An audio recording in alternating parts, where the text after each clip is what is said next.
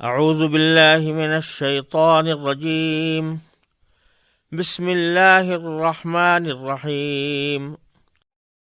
يا أيها الذين آمنوا إنما الخمر والميسر والأنصاب والأزلام رجس من عمل الشيطان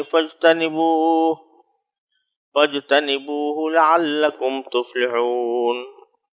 إنما يريد الشيطان أن يوقع بينكم العداوة والبغضاء في الخمر والميسر ويصدكم عن ذكر الله وعن الصلاة فهل أنتم منتهون. وأطيعوا الله وأطيعوا الرسول واحذروا فإن توليتم فاعلموا أنما على رسولنا البلاغ المبين. ليس على الذين آمنوا وعملوا الصالحات جناح فيما طعموا إذا ما اتقوا وعملوا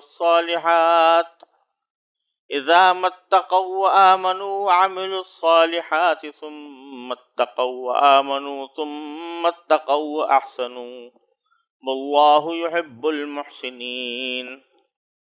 یہ سورہ مائدہ کی آیت نمبر 90 سے نمبر 93 تک میں نے تلاوت کی ہے، اور اس کا ترجمہ یہ ہے: اے ایمان والو، شراب، جوا، بتوں کے تھان اور جوئے کے تیر، یہ سب ناپاک شیطانی کام ہیں، لہذا ان سے بچو تاکہ تمہیں فلاح حاصل ہو۔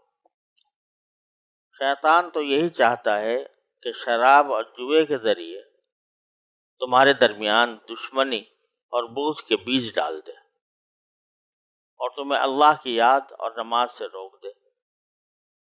اب بتاؤ کہ کیا تم ان چیزوں سے باز آ جاؤ گے اور اللہ کی اطاعت کرو اور رسول کی اطاعت کرو اور نافرمانی سے بچتے رہو، اور اگر تم منہ موڑو گے تو جان رکھو کہ ہمارے اس رسول پر صرف یہ ذمہ داری ہے کہ وہ صاف صاف طریقے سے تبلیغ کرتے ہیں۔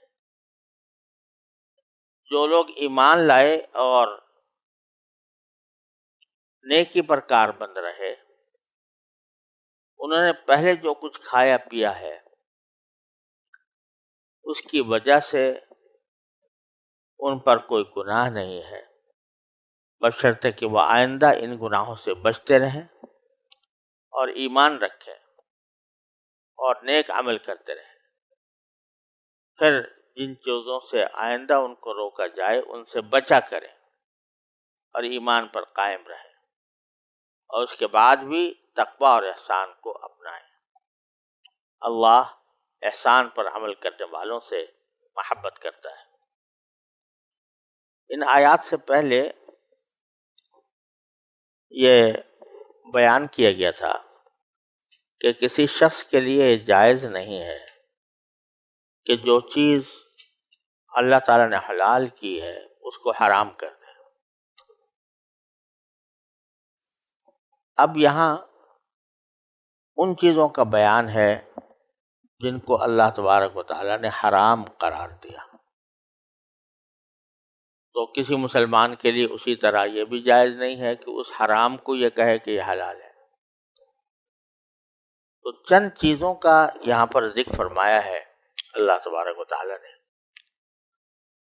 اس میں فرمایا کہ سب سے پہلے تو خمر یعنی شراب، اور شراب کو اللہ تبارک و تعالیٰ نے یہاں پر خاص طور پر ذکر فرمایا ہے، اور اس کے ساتھ جوا،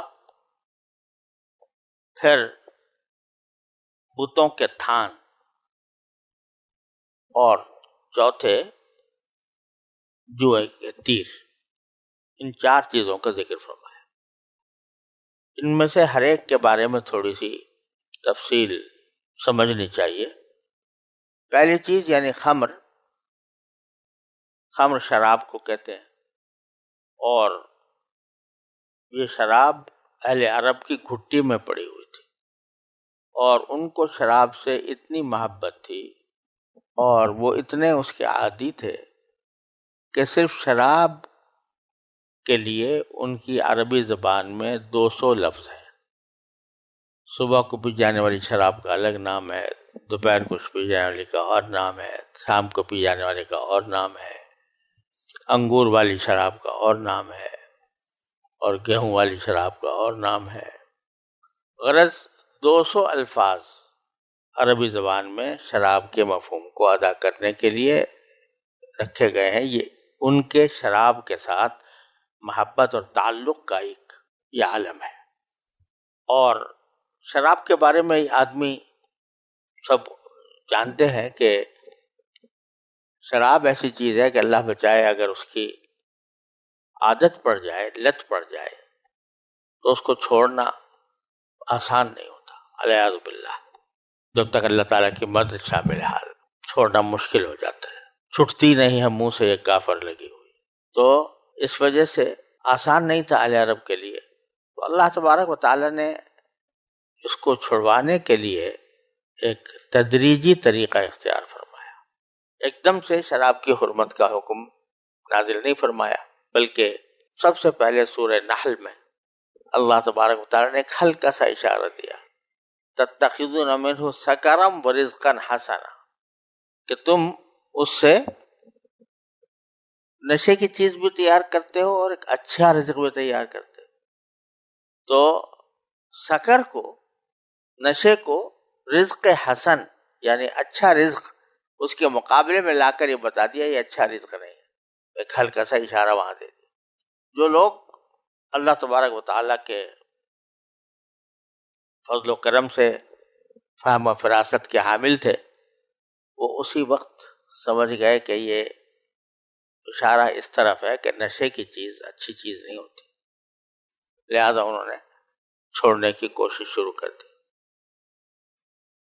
پھر ایک مرتبہ حکم آیا کہ فیہما اسم کبیر و منافع للناس، سورہ بقرہ کی 219 نمبر آیت میں یہ فرمایا کہ اس میں فیہما اسم کبیر و منافع للناس، ان میں گناہ بھی ہے بڑا اور لوگوں کے لیے کچھ فائدے بھی ہیں۔ وہاں براہ راست یہ نہیں کہا کہ الخمر اسم، کہ زمین شراب جو ہے وہ گناہ ہے، بلکہ فرمایا فیہما اسم، یعنی ان کے کھانے کے نتیجے میں بعض اوقات آدمی گناہوں میں مبتلا ہو جاتا ہے، اس کے پینے کے نتیجے میں گناہوں میں مبتلا ہو جاتا ہے، براہ راست اس کو اسم نہیں کہا۔ اور ساتھ یہ بھی کہہ دیا وہ منافع للناس، لوگوں کے لیے کچھ فائدے بھی ہیں اس میں۔ تو صراحتاً ممانعت نہیں فرمائی، لیکن ایک اشارہ دے دیا کہ جس چیز میں گناہ کے مواقع زیادہ ہوں وہ اس قابل تو نہیں ہونی چاہیے کہ آدمی اس کو استعمال کرے۔